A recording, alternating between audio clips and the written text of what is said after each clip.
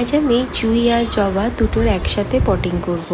এই সে আমার পোকার খাওয়া জবা ফুল, যা থেকে আমি শুঁয়োপোকা ছাড়িয়েছি আর কিছুটা ওষুধ দিয়েছি। কতটা মিশালাম সেটা আমি আজকে আর দেখালাম না, কারণ আগের ভিডিওগুলোতে আমি সেগুলো বহুবারই দেখিয়েছি। আমি আজকে অন্য কিছু বলবো যেগুলো মিশাই সেগুলোর ব্যাপারে। যাই হোক, আপাতত আমি শর্টে বলে দিই। এতে আমি দিয়েছি 1 টব মাটি, হাফ টব কম্পোস্ট, কিছুটা মতো হাড় গুঁড়ো, পরিমাণ অনুযায়ী যতটা মাটি আর বালি আছে। বালিও দিয়েছি হাফ টব, আর তার সাথে হাড় গুঁড়ো, শিংকুচি, মাকড় দূর করার জন্য নিমখোল।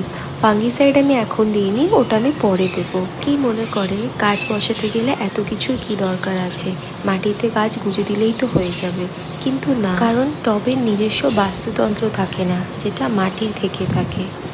যেমন আমরা শিংকুচি মেশাই, শিংকুচি বা হর্নমিল মাটির মধ্যে যাতে ঠিকঠাক বায়ু চলাচল হয়, অক্সিজেন পৌঁছায়, রুট যাতে বরাবর ঠিকঠাক পুষ্টি পেতে পারে, এটা হেল্প করে, কারণ এতে নাইট্রোজেন থাকে।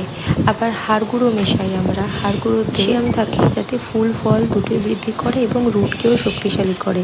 শিংকুচিতেও কিন্তু গাছে যথেষ্ট পাতা গজাতে সাহায্য করে। রাসায়নিক সার যেগুলো থাকে, যেগুলো অনেক সময় শুধু মাটির মধ্যে বেশি বেশি প্রয়োগ করলে কিছু সময়ের জন্য অনেক ফুল পাওয়া গেলেও দীর্ঘ সময় ইউজ করলে কিন্তু রুট বার্ন করার সম্ভাবনা থাকে। তাই জন্য আমি অলওয়েজ প্রেফার করি জৈব সার ভালো করে মিশিয়ে গাছ বসানো, এবং বসানোর আগে মাটির মিশ্রণটাকে মিনিমাম 15 দিন থেকে 1 মাস ফেলে রাখা। এছাড়া তোমরা চাইলে জবা গাছে 13-0-45 স্প্রে করতে পারো, ভালো রেজাল্ট পাবে।